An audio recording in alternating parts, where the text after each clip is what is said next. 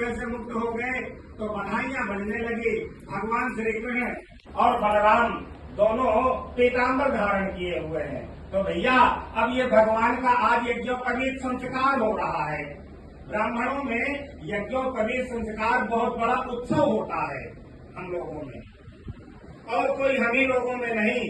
अन्यादि राज्यों में जाए तो यज्ञोपवीत संस्कार जो जनेऊ का होता है वो जिस प्रकार से शादी विवाह में धूमधाम से करते हैं ऐसे ही किया जाता है। लेकिन अब भगवान का यज्ञोपवीत संस्कार हो कैसे?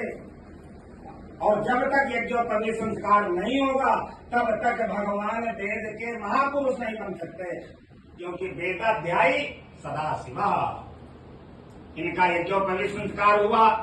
यज्ञोपवीत संस्कार में बड़े बड़े देवता, बड़े बड़े ऋषि, बड़े बड़े गंधर्व सब लोग आए और अपने अपने सामर्थ्य के अनुसार भगवान श्री कृष्ण व बलराम जी को आत्मनिवेदनम अपने सामर्थ्य के अनुसार सब लोगों ने उपहार दिया। देखो यज्ञोपवीत संस्कार जब होता है तो वह बटुक भिक्षा का पात्र लेकर के अपनी माताओं से, बहनों से, गांवों से जाकर के भिक्षा मांगता है। कहता माताम भिक्षाम देहि, भगवान भी आज भिक्षा मांगने के लिए निकल पड़े। ये वही हाल है। जब वामन भगवान का यज्ञोपवीत हुआ था तो वामन भगवान के गुरु ने कहा कि जाओ भिक्षा मांग करके लाओ।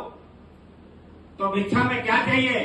तो बोले भिक्षा में तीनों लोगों की संपत्ति चाहिए। उनका गुरु ने आदेश दिया। अब वामन भगवान भिक्षुक बन करके राजा बलि के दरवाजे में भिक्षा मांगने के लिए पहुंच गए थे। इसी प्रकार से बंधुओं, आज भगवान ऋषिकेश अर्थात कृष्ण और बलराम इन दोनों का यज्ञोपवीत संस्कार हुआ।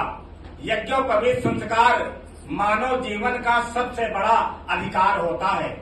जिस व्यक्ति का यज्ञोपवीत संस्कार नहीं होता उसके हाथों से पितृलोक कभी तर्पण या विधिना यहाँ तक कि देवी देवताओं का यज्ञ अनुष्ठान इत्यादि वो भी स्वीकार नहीं करते। बड़ी विडंबना ये है कि यज्ञोपवीत करा तो लेते हैं, फिर बाद में